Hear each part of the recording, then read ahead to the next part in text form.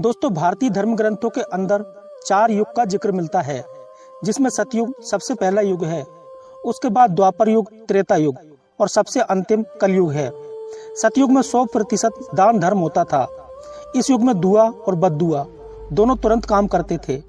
यदि किसी ने झूठ बोला तो उसकी तुरंत ही मृत्यु हो जाती थी। वैसे हर युग धर्म को लेकर विभाजित है।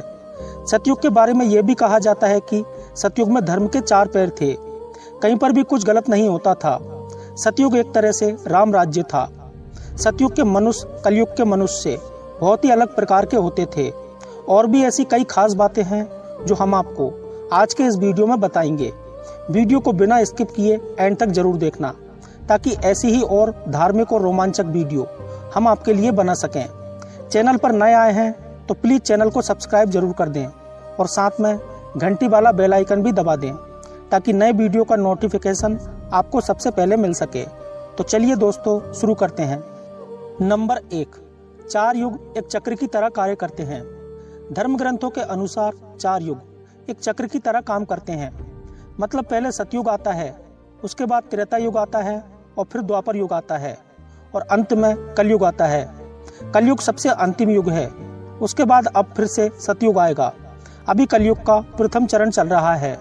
जब कलयुग में पाप और अत्याचार चरम पर पहुंचेगा तो भगवान विष्णु कल्कि के अवतार में अवतरित होंगे और धरती से पापियों का विनाश कर देंगे और धरती पर पुनः सतयुग प्रारंभ हो जाएगा। नंबर 2, सतयुग की उम्र कितनी होती है? दोस्तों, सतयुग सबसे पहला युग है और यह 17,28,000 साल का होता है। इसमें इंसान 1 लाख साल तक जिंदा रह सकता है और इंसान की ऊंचाई लगभग 32 फीट हुआ करती थी। इसी प्रकार द्वापर युग 4,32,000 वर्ष का होता है तथा इसमें मनुष्य की आयु 10,000 वर्ष की होती है। इसी प्रकार कलयुग में मनुष्य की आयु घटकर केवल 100 वर्ष रह गई है। नंबर 3, सतयुग के 4 पैर थे। सतयुग की सबसे बड़ी जो खास बात है वो ये है कि इसमें धर्म के 4 पैर थे। यानी सतयुग के अंदर ऐसे लोग रहते थे जो धर्म का पालन करते थे और हमेशा ईश्वर का नाम जपते रहते थे। इस युग के अंदर कहीं पर भी कोई भी इंसान अधर्मी नहीं था। सारे इंसान सत्यवादी थे और हमेशा ईश्वर की भक्ति में लीन रहते थे। सभी सत्य बोलते थे। झूठ बोलना महापाप माना जाता था, जिसका दंड उस इंसान को तुरंत ही मिल जाया करता था।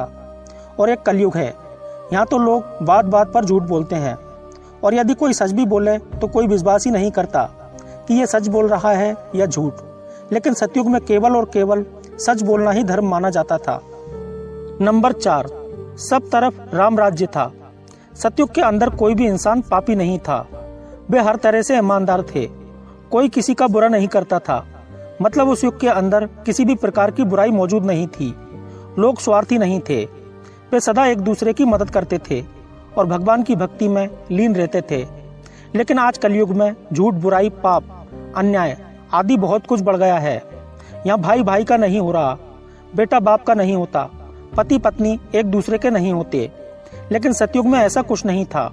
सतयुग में एक तरीके से हम कह सकते हैं कि राम राज्य स्थापित था।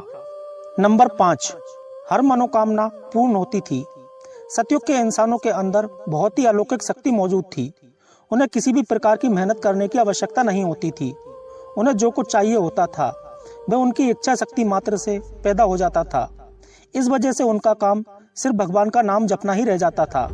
वे मस्ती से अपनी जिंदगी बिताते थे और भगवान का नाम भी जपते थे। उन्हें जिस चीज की आवश्यकता होती थी उस चीज को वह अपनी शक्तियों से तुरंत प्राप्त कर लेते थे और ईश्वर की भक्ति में लीन रहने के साथ साथ मन में संतोष रखते थे। और एक आज कलयुग का प्राणी है जिसकी इच्छाएं कभी नहीं भरती। वह एक के बाद एक नई चीजों की अभिलाषा रखता है, दूसरों से तुलना करके दुखी होता है।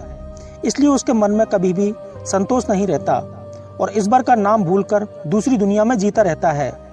कुछ मूर्ख तो धर्म और शास्त्र को भी झूठ समझते हैं। नंबर 6, गलत काम करने पर स्वतः हो जाती थी मौत। सतयुग के अंदर कोई भी इंसान अधर्म नहीं कर सकता था। यदि कोई इंसान गलत काम करता था तो उसकी अपने आप ही मौत हो जाया करती थी। और वैसे भी उस युग के अंदर गलत काम करने की किसी को जरूरत क्या थी, जब उनकी मनोकामना इच्छा मात्र से ही पूर्ण हो जाया करती थी। और एक कलयुग है, यहाँ अधर्म करने वालों की जय जयकार होती है और लोग ऐसे हैं जो अधर्म और अन्याय करने वालों के साथ जल्दी आ जाते हैं और धर्म और न्याय करने वालों के साथ बहुत कम लोग ही आ पाते हैं। हालांकि कहा जाता है कि कलयुग में इंसान को अपने बुरे कर्मों का फल इसी जन्म में भुगतना पड़ता है। नंबर 7, भगवान को प्राप्त करने का मार्ग अलग अलग होता था। हर युग के अंदर भगवान को प्राप्त करने का मार्ग भी अलग अलग होता है। कलयुग के अंदर केवल भगवान का नाम लेने से ही भगवान की प्राप्ति हो सकती है। सतयुग में भगवान को प्राप्त करने का मार्ग भगवान का ध्यान करना होता था और त्रेता युग के अंदर भगवान को पाने का मार्ग यज्ञ करना होता था। भगवान रामचंद्र जी के समय बहुत सारे यज्ञ होते थे और द्वापर के अंदर मूर्ति पूजा को प्रमाण माना गया था।